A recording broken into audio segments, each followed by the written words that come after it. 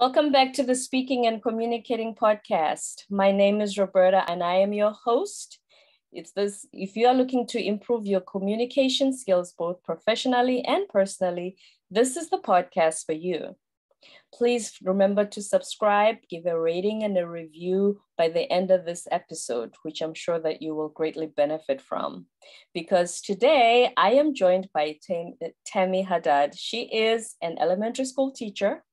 She's here to share with us a lot of tips on how, especially parents, with everything transferring online during the pandemic, can be of assistance to them, especially with their kids' homework. And before I go any further, please help me welcome Tammy. Hi. Hi, it's so nice to be here today. Thank you for being here. What you're about to share with us is going to help a lot of parents who have had such a chaotic 2 years, with the lack of a better word, because everything suddenly went from my kid is going to school and the teachers will take care of the education part. I just need to parent them when they get home, and suddenly, Mom, help me with my math. Do you have kids? No, I've only taught them. I spent 10 years teaching them in South Korea. Very nice. That's why there's no noise in the background, I guess. I guess I'm missing out on something, huh? So Yeah. a little bit before we dive deeper into your work and what you're going to share with us, tell us a little bit about yourself and your background.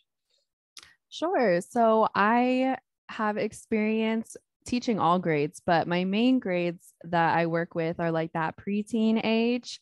So fourth graders, fifth graders, sixth graders, love them. I graduated college just a year ago, so I'm pretty fresh up to date on all the latest education research and all that jazz. So I was just teaching my last year, I finished my first year in the classroom. And the year before that, I was teaching online. And I just started an educational podcast, if you will, because I have a feeling that that's kind of the way that the direction that education is going in. Mm-hmm. What made you decide to study elementary school education? Sure. So when I was growing up, I never thought that I wanted to be a teacher. Okay. I just liked school and I like learning and I like writing and I was good at school. So I was like, okay, sure. And then I'm going all the way through school and then I get to high school and I started playing. Well, I started in middle school, but I got pretty serious about it by the time I was in high school and I started playing flute. So that kind of took me to college and I was looking at getting scholarships and stuff with my flute. But ultimately, I could end up studying whatever I wanted because I had scholarship through the Navajo Nation tribe, which I'm a member of.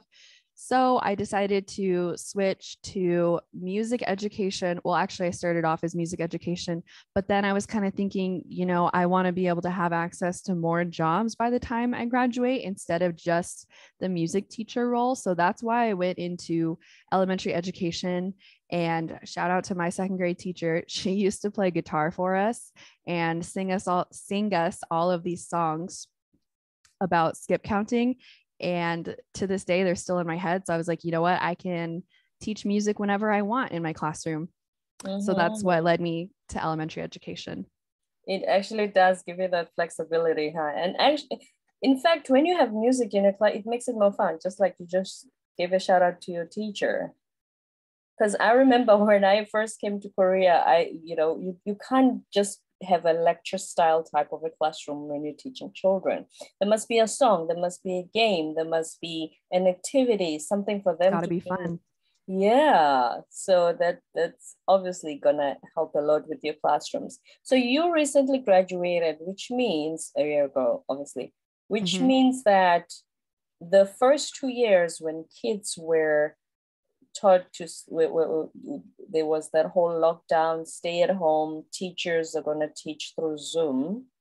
Yeah. Does that mean you were able to skip that? You started teaching after kids? Oh God, I wish I skipped that. No, that was how I was like indicted into the teaching world. So I had to do my student teaching and I was going into my final year of college and that was the summer when they were talking about shutting everything down. And then it happened. So I was in Salt Lake City School District at the time, and they shut down. I'm going to say they were pretty good at it. I use the term good, but by good, I actually just mean that that particular school district decided to shut down, and they stayed shut down, which is better than some districts that I've heard, because like for that whole year, that 9-month school year, which was 2 years ago now, a lot of districts were switching on and off. Like they were trying to bring schools and students back in person, and then there would be more of an outbreak or something, and then they would go back online. But fortunately, I did not have to deal with that. But yeah, I was definitely on Zoom for 6 hours a day, every day during my last year of college, teaching 6th grade online. Wow. I have a friend whose daughter, she was doing 3rd grade at the time. They did that thing that you just mentioned where 1 minute they say, okay, this week you can come back to school. Oh, there was an outbreak. Next week, please don't come back. Let's go back to the computer. Can you imagine that chaos, uncertainty, not knowing what's going to happen? Or I remember also they did that whole list thing that, okay, this week, these are the 5 students who are going to come to school. The rest of you will be on the computer. And then, so my question was then, how does the teacher manage in that circumstance? Because the kids are not all in one location. How does the teacher manage? Honestly, I don't think a lot of teachers managed, but I'll tell you how. I mean, it really varied from district to district, right? And teacher to teacher, depending on what kind of technology you had access to. So I could just tell you about the school that I was teaching at. It was a Title I school, which means that they had extra funding. So they actually were able to get hotspots for all the students who didn't have access to Wi-Fi. But during the first week of school, now it's all coming back to me now. During the first week of school, there was a really big power outage in Salt Lake City where I was, and because there was like a windstorm or something, and so the power was out for like a week. So the first day of school got canceled, and then the second day of school got canceled too, I think. And it didn't even get canceled until like 20 minutes before the school day started, or honestly, it could have been 20 minutes after the school day started. I don't even remember, but I do remember the crazy wind and people didn't have Wi-Fi, and it was kind of scary. And some of the students were scared, but it was nice, at least, I guess, to be able to still communicate with the students in that type of situation. You know, like there was one little girl that texted us being like, I'm so scared. The wind is really howling right now. And, you know, everything was kind of in chaos because we were all shut down and everything. But it was nice to be able to like text that one girl and just be like, hey, you know what? It's going to be okay. Just chill out and relax at your house. And we're going to start school next week, or I think maybe 3 days after that or something like that. Finding new ways to connect. Yeah, that's definitely one thing. My school, we did, I want to say it was about 6 hours on Zoom every day. And we would take like an hour break in the middle. And everybody was online for the first several months. I don't know how long, but at least the first semester, I think, because I remember I did the parent teacher conferences and stuff online.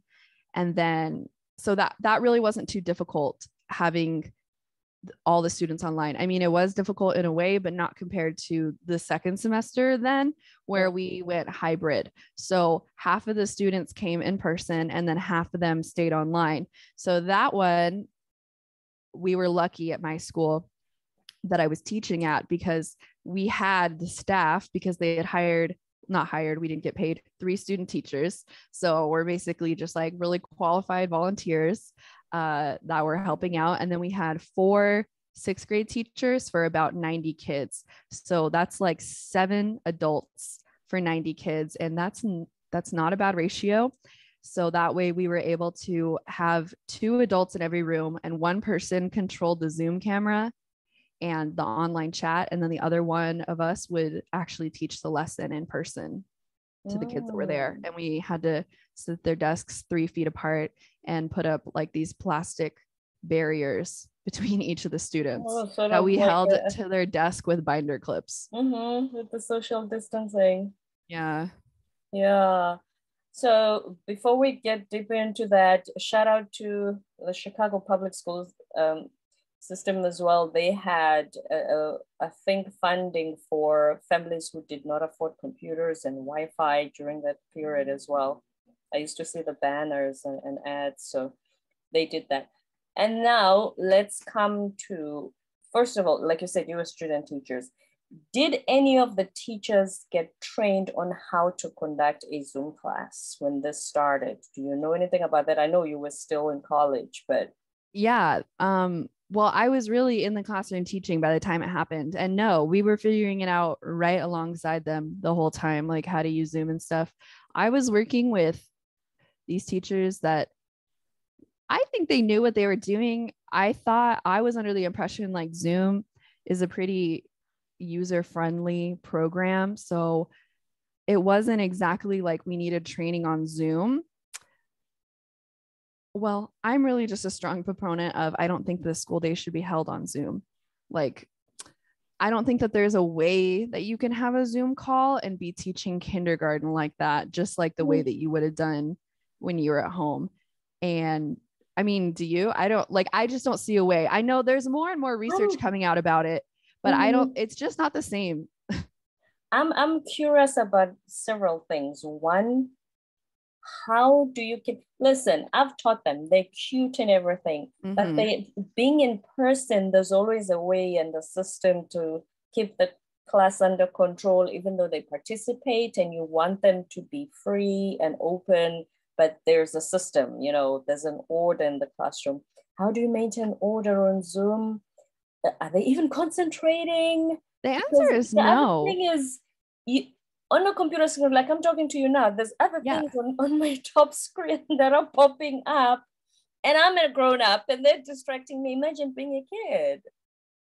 How do they keep their concentration? How to, just like in a personal classroom environment, say, okay, I'm going to ask a question to Tammy, and then maybe Kevin wants to say something, or, Adrian in the background is saying something, is talking to her mom.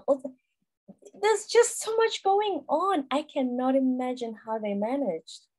Yeah, it was definitely very, there's not even words to describe it, to be honest with you.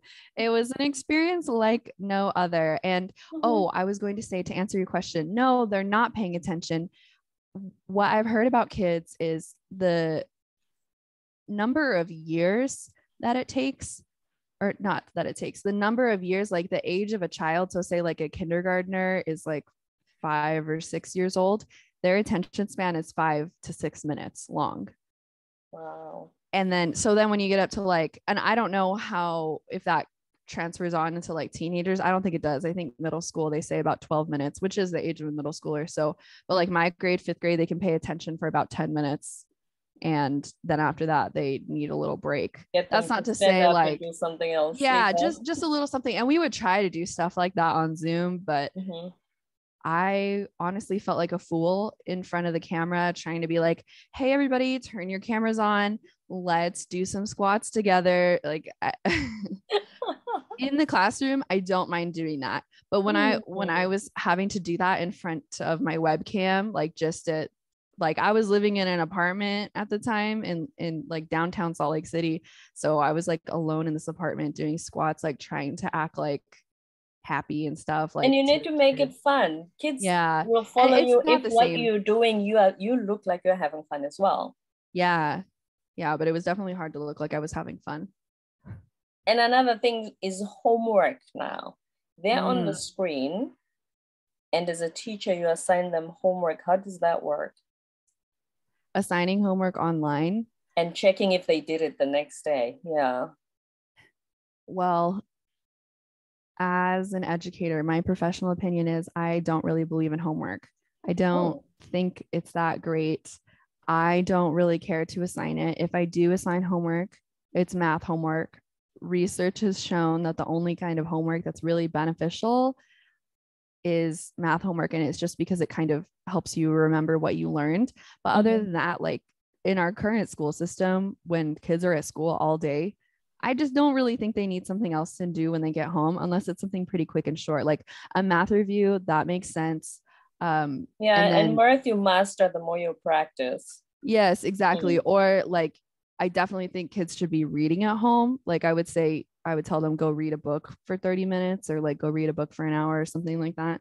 But I have assigned homework though in every teaching job that I have, because it's not my decision ultimately. Funny enough, it's actually the school's decision if I have to assign homework or not. So uh, the homework when we were on Zoom, when we are virtual, I find that's a little bit easier.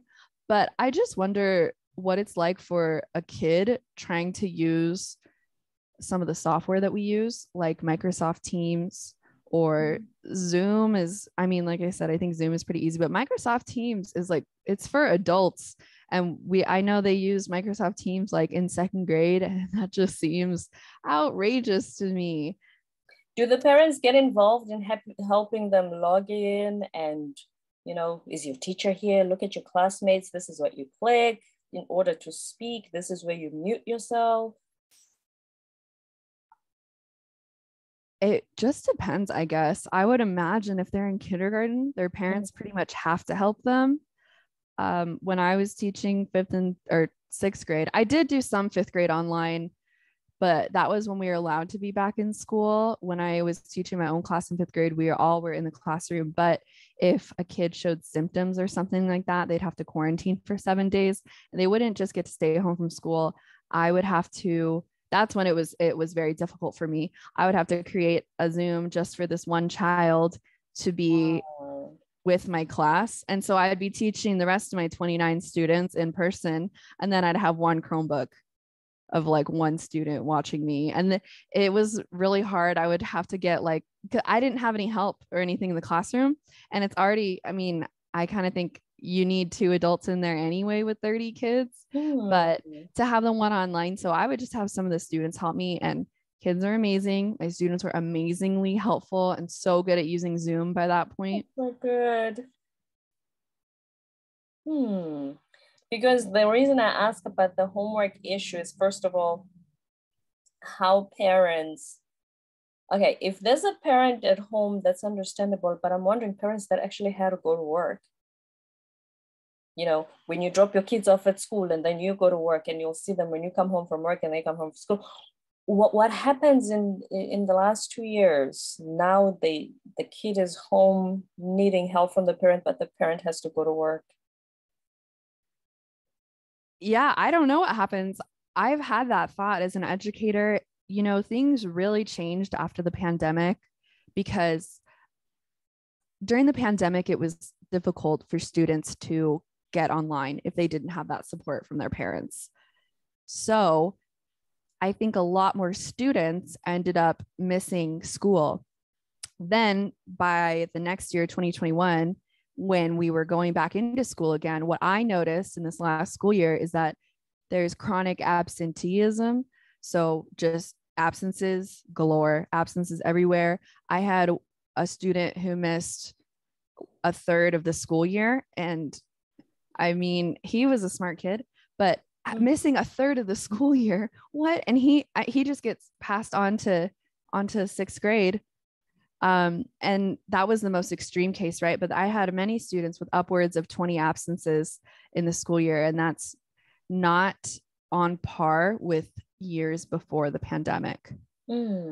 So I think what you were describing just now of parents having to go to work and just dropping their kids off at school, it makes me wonder how many students have just been at home by themselves, because it's kind of like the idea and respect that people had towards public education changed after the pandemic. Because they realized that, it's not just the education, but it's almost like a place for my kid to be safe until I come home from work. Yeah, a lot of parents, I think of school as babysitting, and that can be difficult too,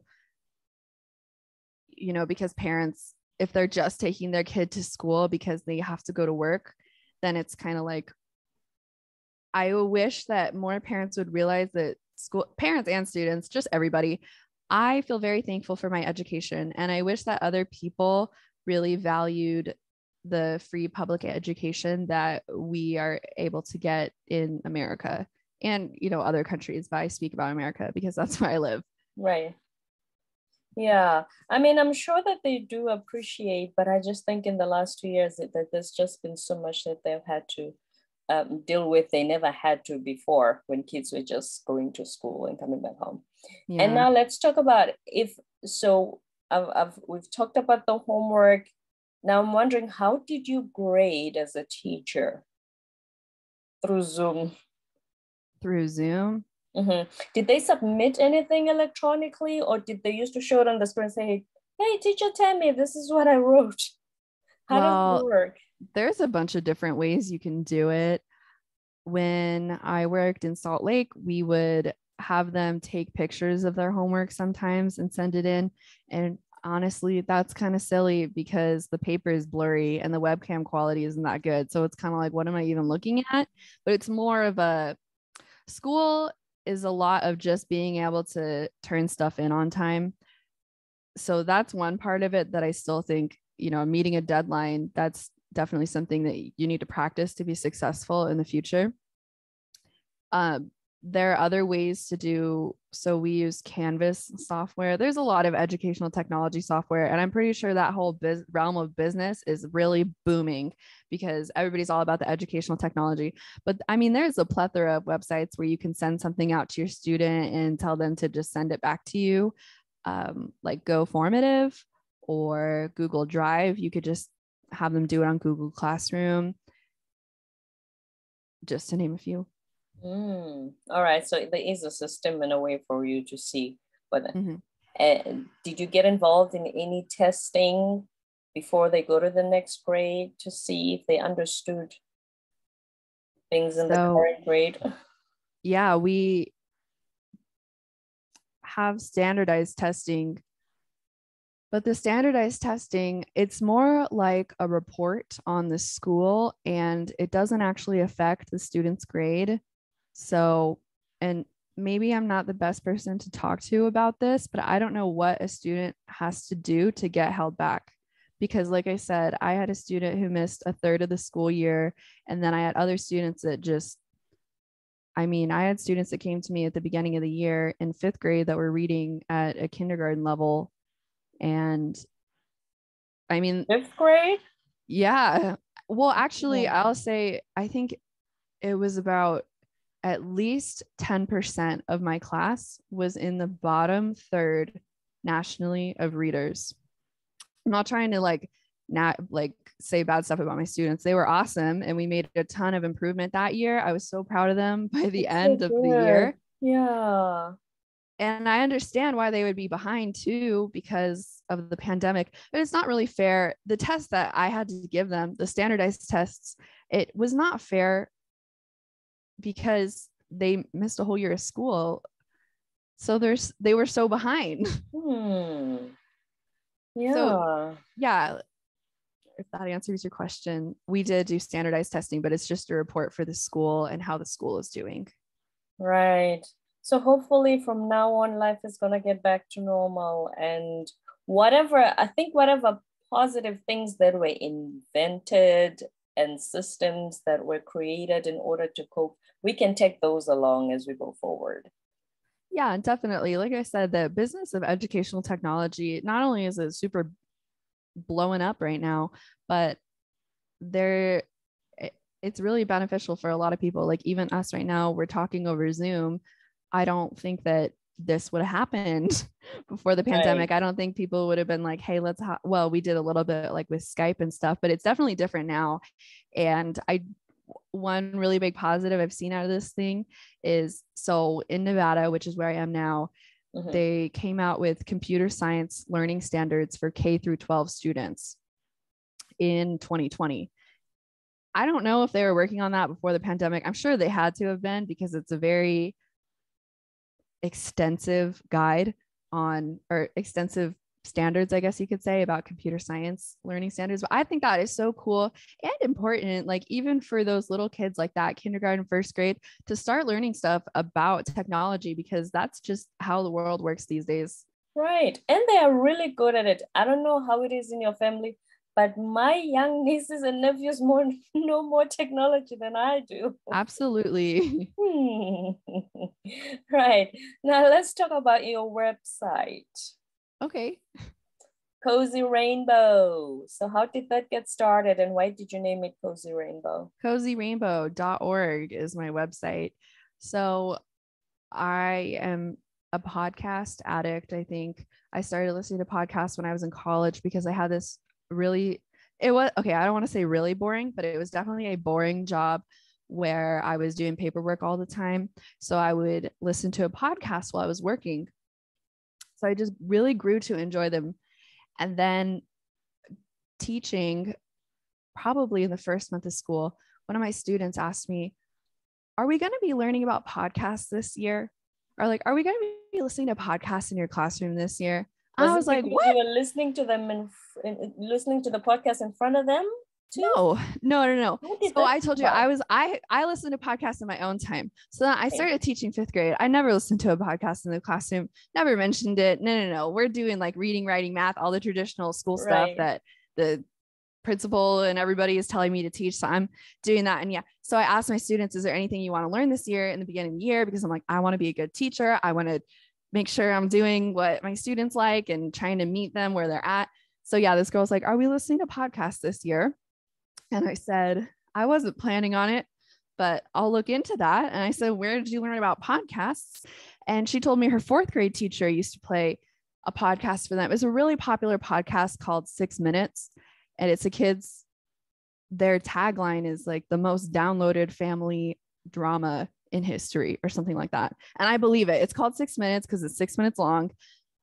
And I know the fourth grade teachers at my school would listen to this podcast and then try to get the kids to do basically like different language arts standards with it. So like trying to make a prediction about what's going to happen in the next episode. That's learning, tried and true. Right. Yeah. So with this girl asking me that, I kind of kept it in mind and we listened to a podcast in my classroom. We listened to this one called Mars Patel, or it's like the unexplainable disappearance of Mars Patel. And we listened to it and we did some vocabulary with it. It's kind of like listening to an audiobook, which we would actually do all the time. I would play the audio of a book being read to them because that's a good thing to do for students, especially students who aren't reading on grade level, because when you listen to something, so for example, podcasts, kids can understand 2 levels higher than their reading level if it's a podcast or an audiobook because it's being spoken to them. So they're able to understand more. So we were listening to this podcast and the podcast was really cool because it was actually, I think, a middle school teacher made it and he made it with his students. I don't know if it was a he or she, but it's completely like student actors voice all the students in it and it's voiced by real middle schoolers. So I was like, this is so cool. And it just kind of was like in my mind.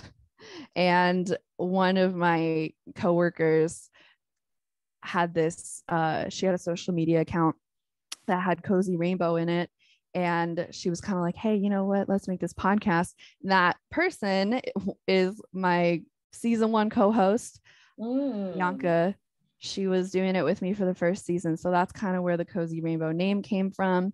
And I have a love of art and just learning new things and teaching it. So that's kind of what I aim to do on my website. So we publish student work, artwork, and writing.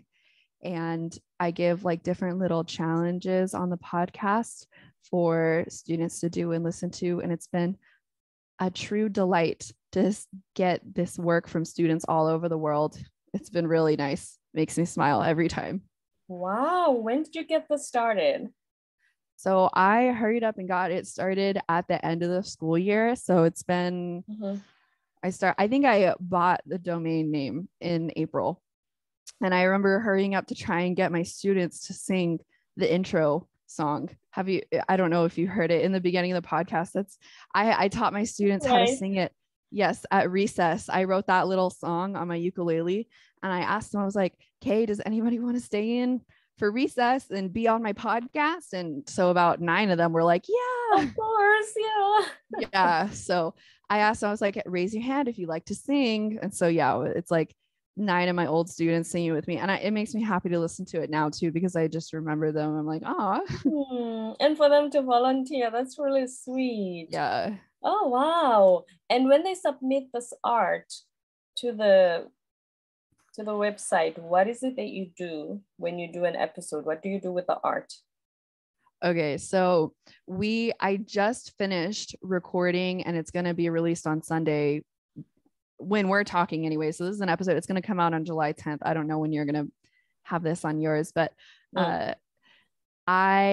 we didn't have a ton of entries, obviously, because we're like a brand new podcast. However, I do, interact with children a lot. So I went into a couple schools around town to get some student volunteers, I guess you could say, to share their artwork with me. And the teachers were happy to do it because I offered to go in and teach a lesson for 45 minutes for them. So they just get to like sit down for a minute while I go in there. So we talked about crystals, and then we wrote some stories on crystals. And then the artwork ones, they have sent them in. So in this episode that's going to come out, I basically just hype all these kids up. I tell them your artwork is amazing. I tell them exactly what I liked about their art and writing. In some of my podcast episodes, we give writing tips, and kind of like, it's almost like the lesson that I would give in my classroom, except for probably a little bit better, because I record myself talking and then I edit out all the parts where I don't make sense. So it's like I'm lecturing my students, except for they could potentially listen to it in their own time on a voluntary basis. And I think it's been not a lot more effective. It's definitely been effective. And I've definitely been able to reach a few students and inspire them to learn some new stuff during the summer or write something. It's been great. Just bring out their creative juices. I think that's a lot better than video games. Not to say anything about video games, but if you know what I mean. Yeah, I love video games, but it's not great to play them all day. It's good to take a break, maybe draw a picture, something like that, and then you can get back to it. But I love video games. So I actually have a few episodes planned coming up where I'm talking about video games. And I really have been thinking about doing this. Do you know the game Fortnite? I'm not familiar with any of them. I'm sorry, Tammy. No, it's okay. It's okay. Well, that's like one of the biggest games out there. So I've been thinking there's a lot of math in video games. And oh, wow. That's what I think is so fun about making this podcast is I get to teach things that I think are fun and just incorporate it into those regular subjects. So we did an episode about squishmallows, and people all over the world are obsessed with squishmallows. I am too. I have some of the background here. Are you still with me? You're frozen. Yeah. Okay. Yeah, I have my squishmallows in the background. So a lot of people love squishmallows. A lot of kids love them. So I had a writing challenge about squishmallows. And I had a mom that messaged me and saying, like, my 7-year-old loved your podcast. She took notes on it and she was inspired to write a persuasive letter.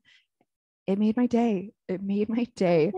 Oh, that is so beautiful. Listen, any time that I've seen somebody play video games, it's always people fighting and somebody's killing somebody else. You know, those Transformers look-alike. I didn't even know there were video games that were that's true. in any way, shape, or form. This is the first that I hear this. Yeah. So that's why, in my mind, that's always the image that I have. They mention video games. Yeah. So I think it's really fun, like I said, to bring out the creative juices of the kids, especially with summer. They're not going to be doing anything. They're going to be on a break. It's going to be really fun for them to write and draw and express themselves. Yeah, because those are the things that kids naturally like to do. Yeah. And what they naturally want to learn. It's not just video games. It just so happens that video games happen to be like an independent activity. So like a parent could leave their kid, with the video games, and they're definitely going to be entertained for a while. Right. So that they can get other things done. Yeah. Yeah. But my advice to parents is to have your kids listen to a podcast, an educational podcast, maybe the Cozy Rainbow podcast. There's a lot of other good podcasts out there for kids too. That way your kid can get a break from screen time. That's another great benefit of podcasts. And like you said, the listening creates better understanding and better comprehension. especially as they are still a work in progress when it comes to their reading levels.